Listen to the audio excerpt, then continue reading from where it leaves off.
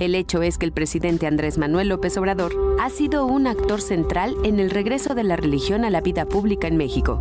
Desde antes de la campaña electoral de 2018, López Obrador ha convertido lo religioso en un activo político. Sus continuas incursiones a textos sagrados nos colocan ante un presidente convertido por momentos en un predicador. No solo por las invocaciones bíblicas, sino porque pareciera responder a un llamado divino para salvar la patria. El libro Religión y Política en la 4T analiza en 2 ensayos numerosas interrogantes sobre el aparente regreso de lo religioso al ámbito público. Religión y Política en la 4T es un libro de cerca de 300 páginas, escrito por académicos, investigadores y periodistas, y editado por la Universidad Autónoma Metropolitana y Juan Pablos Editor. Dios les bendiga. En esta ocasión quiero hacer un análisis de nuevo sobre política. Como ya he dicho en otras ocasiones, a mí no le veo interés, o sea, de verdad no le veo interés en hablar de temas que no me apasionan o no me gustan para empezar, ni de temas que no conozco y que no investigo. ¿Por qué? Pues uno termina siendo a veces el ridículo, ¿no? Si uno se pone a dar opiniones de temas que uno no conoce o que por lo menos ha investigado. Entonces hay temas en los cuales uno se pudiera pasar horas y horas hablando. Política y religión son 2 temas que a veces dicen, no, estos temas no se deben tocar porque puedes causar problemas, ¿no? Política y religión, y a veces hasta de fútbol, ¿no? Hay personas que no saben nada de religión, nada de política, pero cómo pueden entrar en un conflicto por un tema de fútbol, ¿no? Entonces,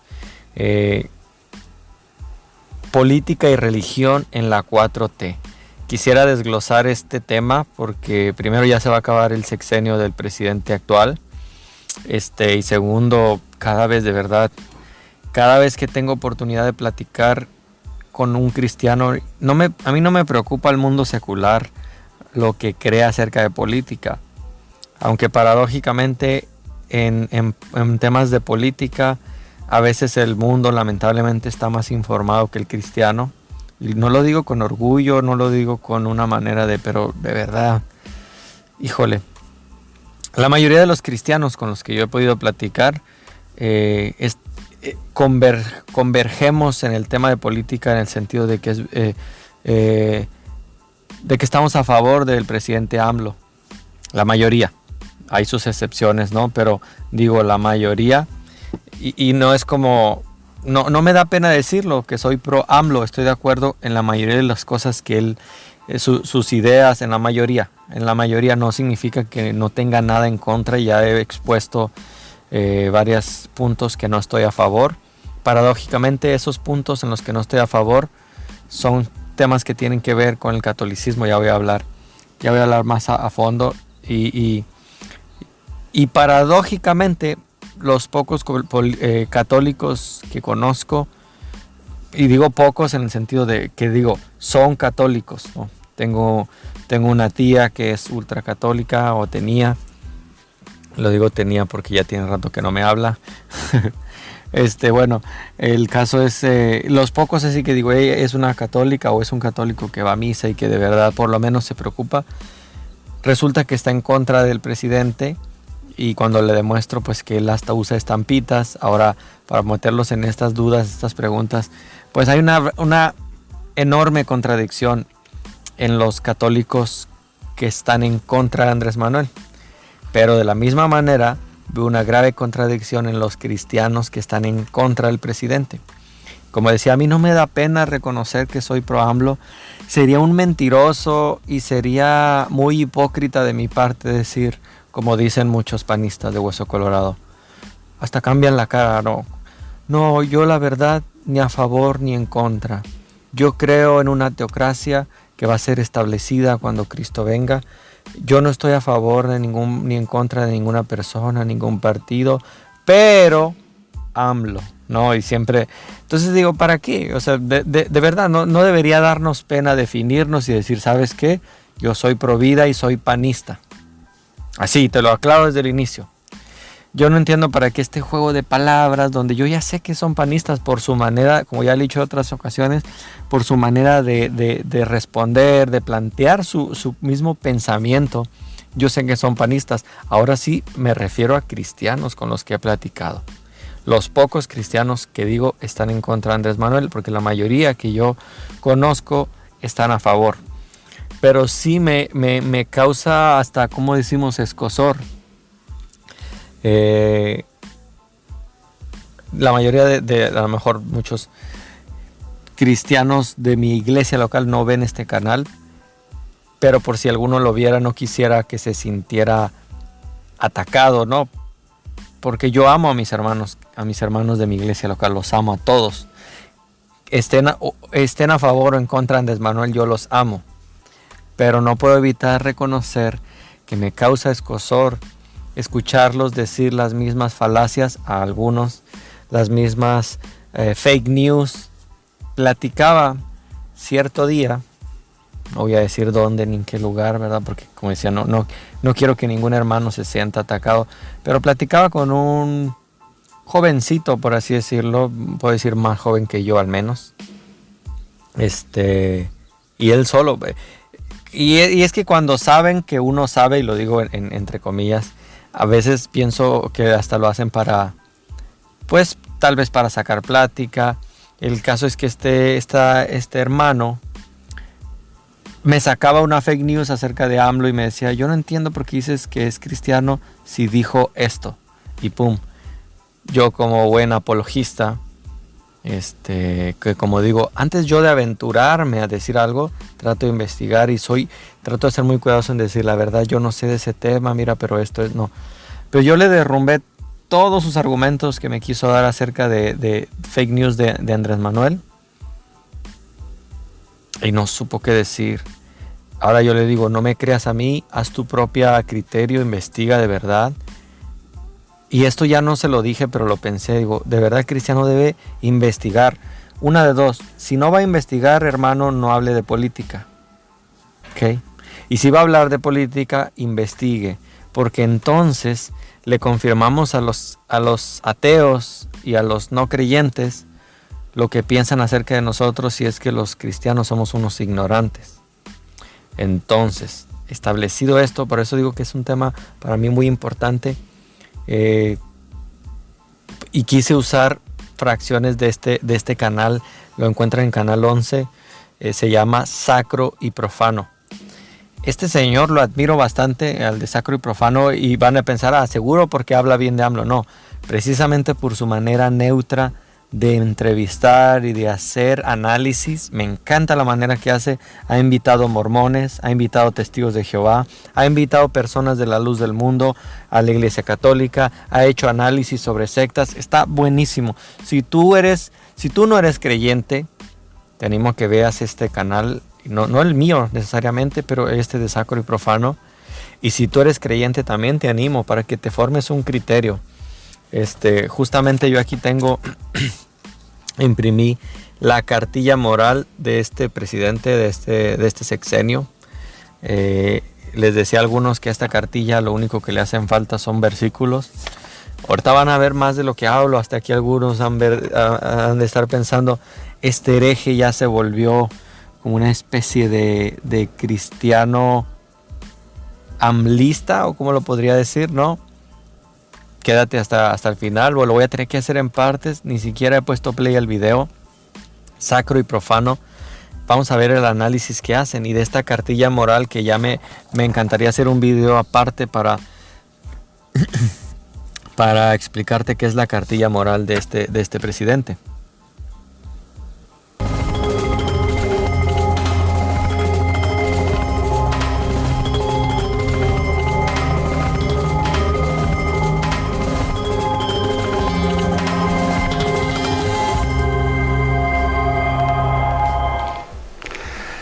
A 4 años, ¿qué balance podemos hacer de uso de lo religioso en el presidente Andrés Manuel López Obrador y en la Cuarta T? Veamos qué dicen los autores del libro Religión Política en la Cuarta Transformación. Aquí. Religión Política de la cuarta transformación. Es un libro que ya agregué a mi lista de deseos. No sé cuándo lo voy a leer. Ya tengo bastantes otros antes de mi lista, ¿no? Antes de esta. Muchos más de teología y de filosofía que de política, pero ahí lo agregué para que no se me vaya a olvidar. No, quiero hacer mi propio análisis de ese libro. En sacro y profano. Ya sea por razones de cálculo político, para atraer a sus movimientos a diversos contingentes de creyentes, ya sea por una verdadera convicción personal acerca de la necesidad de purificar el país, a través de moralizar la vida del país desde el tejido social. Ok. Aquí lo que explica, lo digo porque como estoy distorsionando el audio para no meterme en problemas y que me quiten el video, no sé cuál vaya a ser la calidad del audio y si se escuche como un tipo eco, entonces voy a tener que estar pausando bastante. Si ustedes quieren ver completo el video sobre esto, lo van a encontrar en Canal 11, se llama Sacro y Profano, Política y Religión en la 4T, y entonces ahí lo pueden ver completo, ¿no? Pero aquí la persona que está haciendo esta narración, de esta introducción, dice, ya sea por ganar adeptos para su partido o sea por convicciones realmente convicciones que tenga personales sobre la religión, este gobierno se ha enmarcado o ha sido muy marcada su manera de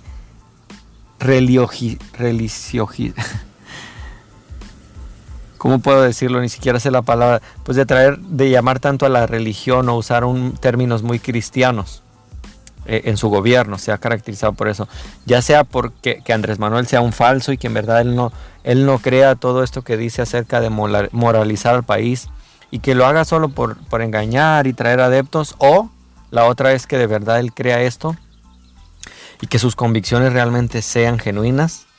Lo cierto es que él ha traído este tipo de movimientos, este tipo de cambios. Me recuerda un poco lo van a mencionar más adelante, pero me recuerda un poco a la escuela cristiana donde actualmente están mis niños, que ya no van a estar ahí, ahora vamos a hacer homeschooling, pero actualmente siguen ahí. Entonces la escuela cristiana, miren cómo es interesante. Tienen 1 o 2 días donde dentro de la currícula está alabanzas y adoración a Dios, donde se le llama una materia, es calificada, que se llama Caminando con Jesús, donde se les habla de Jesús. Para mí como cristiano, el tiempo invertido en eso es poco. O sea, comparado con todo lo que les dan, el tiempo a lo cual se le dedica a hablar de religión y hablar de teología, si lo quieren ver así, hablar de Jesús, es poco. Comparado con las horas de la semana, de lunes a viernes, ese tiempo para nosotros los creyentes es poco.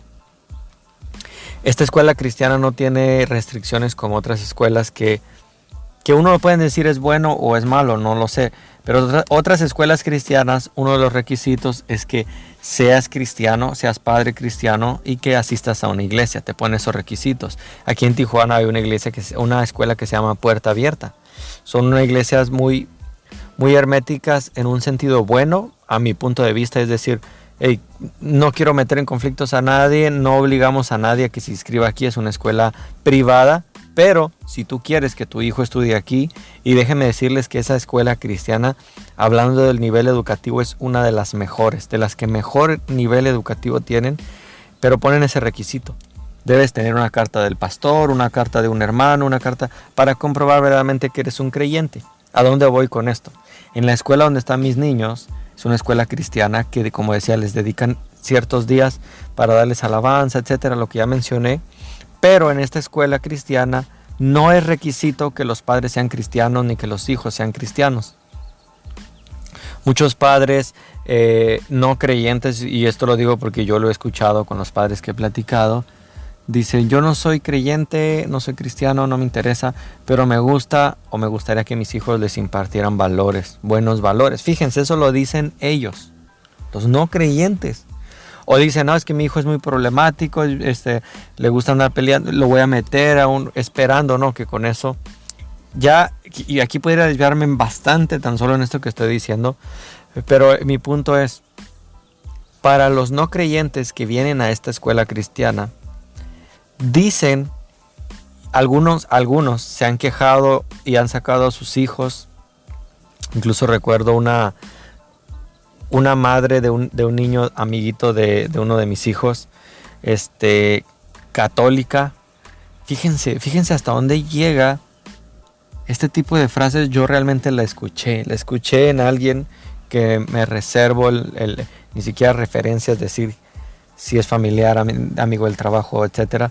Pero dijo, era católico, ¿no? Y su hijo estaba afrontando problemas de drogadicción y dijo, pues porque había lugares donde Rancho Poema hace muchos años, es un rancho en Ensenada, donde a los adictos se les ayuda, pero básicamente, para hacer rápida la historia, dejan su adicción y se convierten en genuinos creyentes, seguidores de Cristo. Y de eso puedo dar fe, porque en el grupo de varones conozco bastantes que han salido de grupos como estos, donde ahora estuvieron en la cárcel, etcétera, adicciones, y ahora son fieles seguidores. Dejaron las drogas, dejaron de dedicarse al crimen y ahora son fieles seguidores. Bueno, decía esta persona, pues yo prefiero que mi hijo sea un drogadicto a que sea un protestante. Fíjense qué tremendo. Bueno, en esta escuela de mis hijos, sí es muy, en cuanto a los valores cristianos, ya hablar de la educación sería tema aparte, pero en cuanto a los valores cristianos, sí yo puedo decir que es cristocéntrica en ese sentido. Y esta señora católica me trajo a la memoria esta frase de otra persona que dijo, prefiero que mi hijo sea un drogadicto a que sea protestante. Esta señora católica, fíjense hasta dónde llega la religiosidad. Miren, ella había llevado a su hijo a esa escuela cristiana porque en otras escuelas de paga, estoy hablando de escuelas de paga, a su niño le hacían bullying, lo abusaban psicológicamente los otros niños, lo maltrataban. Decía ella que su hijo no aprendía nada, era retraído. Bueno, lo metió a esta escuela, dejó de sufrir bullying, se sintió amado por los maestros, por sus compañeros, le encantaban las alabanzas. Él le pedía a su mamá, se los digo con tristeza, lo platicábamos mi esposa y yo. Este niño le pedía a su mamá que le leyera la Biblia. A ver, ¿pueden imaginarse qué hizo la madre de este niño? Esta historia no la estoy inventando. Me encantaría poder dar nombres, poner fotografías, poder invitar a estas. Obviamente no lo voy a hacer, no, pero ¿saben qué hizo la mamá de este niño? Sacó a su hijo de la escuela porque dijo que se le estaba convirtiendo en cristiano y que estaba dejando, que iba a pasar con su religión, ¿cómo era posible? Y yo digo, qué ignorancia. Estaba viendo que su hijo era feliz, que su hijo ya no era retraído, que jugaba, que su hijo no se sentía agredido. Dice que todo el día andaba cantando alabanzas el niño. Estoy hablándote de un niño que ahorita tendrá unos 10 años, 8 años, la verdad. Hace como 2 años que lo sacó de la escuela. Y digo, qué ignorancia.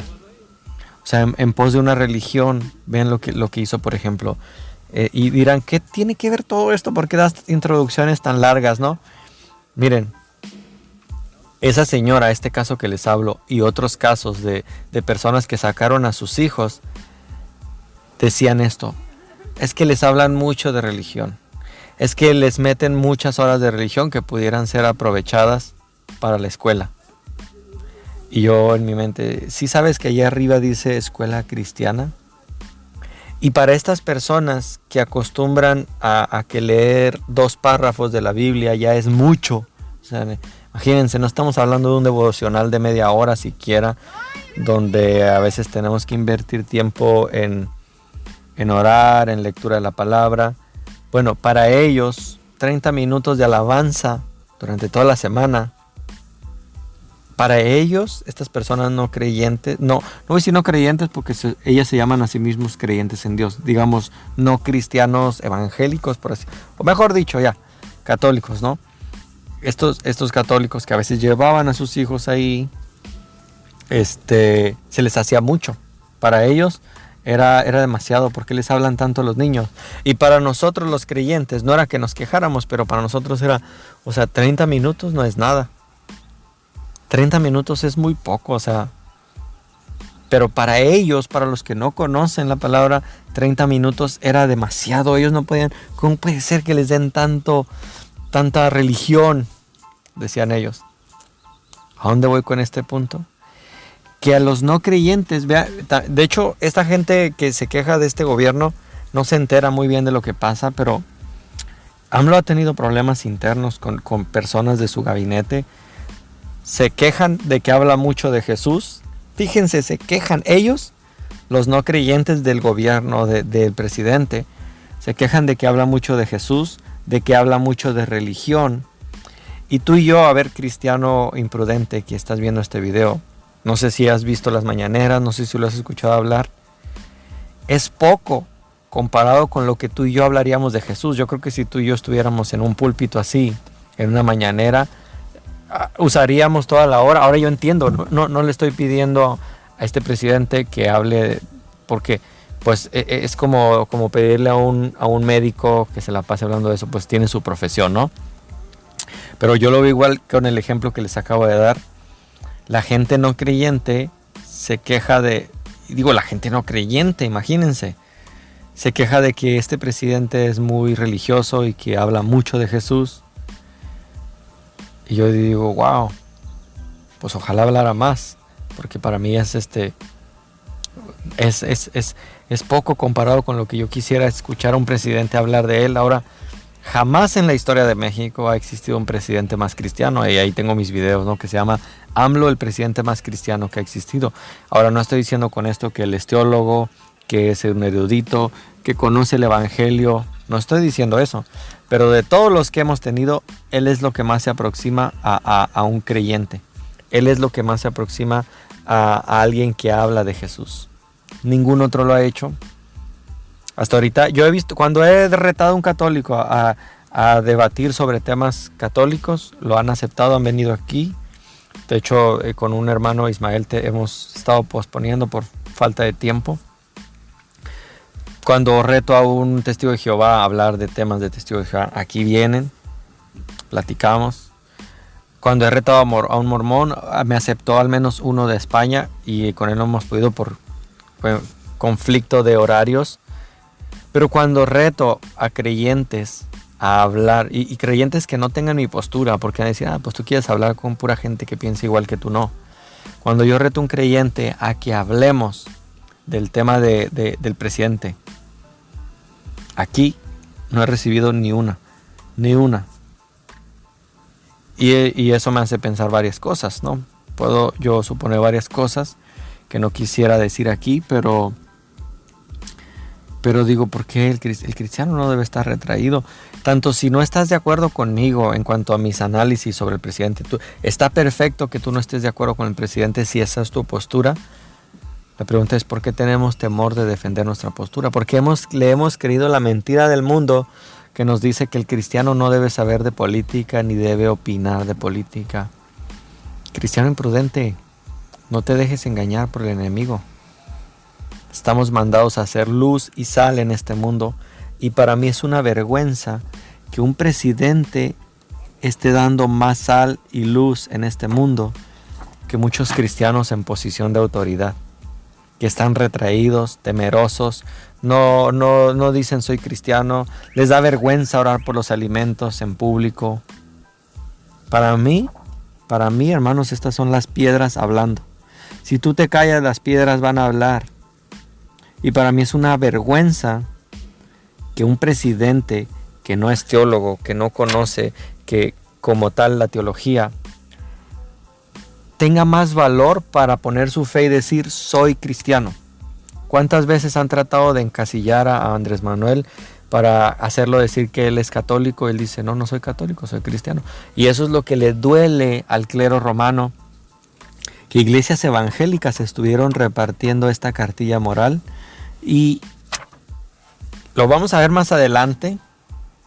Esto se pone súper interesante porque vean este video. Voy a adelantar un poco solo para que sea una probadita. Las políticas, el hecho es que el presidente Religión y política.